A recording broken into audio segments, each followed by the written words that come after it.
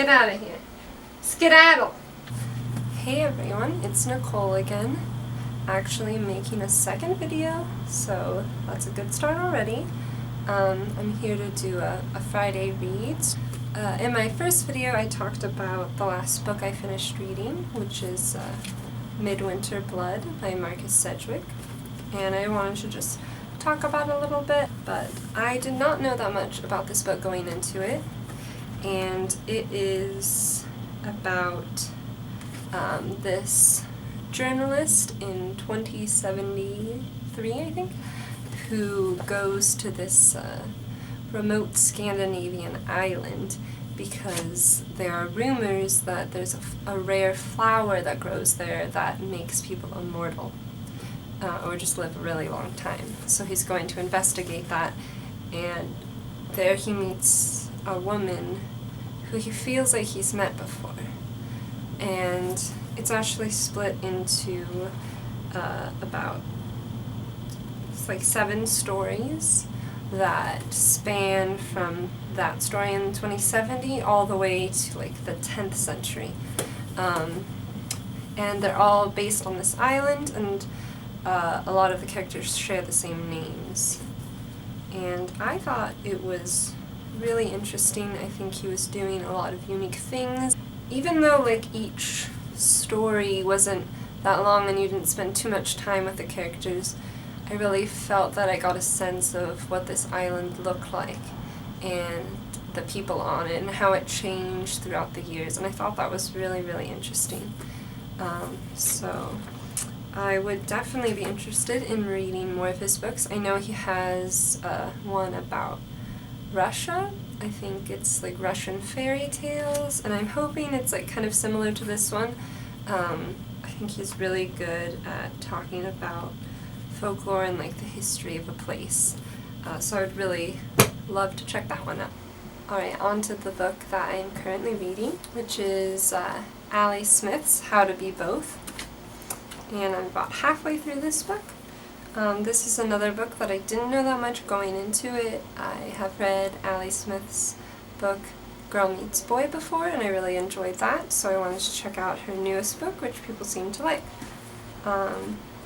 As I said, I am halfway through, but my bookmark is at the beginning, and that is because How to Be Both is split into 2 parts.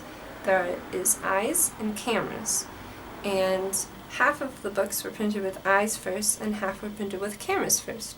So you can actually read either story first, depending on what you like. And Ali Smith actually suggests reading it both ways so you can see how they interact with each other. Mine is printed with eyes first, which is about a painter in the 1400s. And cameras is about a young girl, George, who is 16 and living in England. And her mom has just died, and they went to a museum to see a painting that the painter from Eyes had done right before her mom died, and that was kind of the last moment they got to spend together. So I started with Eyes, the one that mine started with, but it was very, very abstract and poetic, and it was mostly describing the painter's art in their paintings and like their choices for the reasons for certain choices, and I just like couldn't really get into it. And I did some research, figured out that I could read cameras first, and then I switched to that one, and I'm really glad I did because I enjoyed cameras a lot. It's very typical of Ali Smith's writing.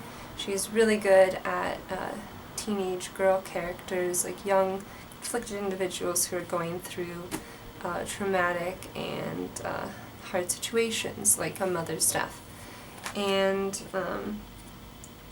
there were some like abstract and like creative things that she was doing, but nothing too wild. It was like very easy to follow, and it was I really liked that section.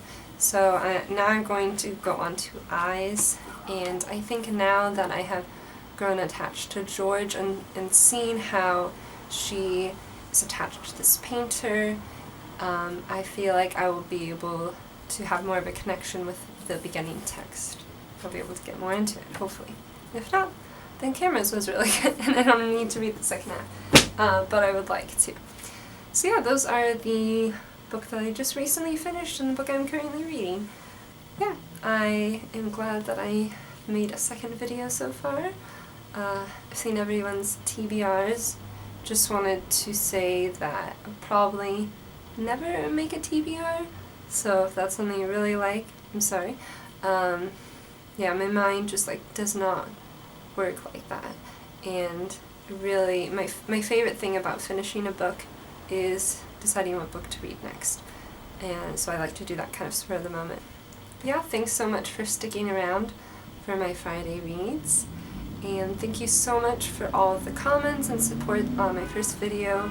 I feel very welcome in this community, and I'm very excited to make more videos. Alright, thanks, bye.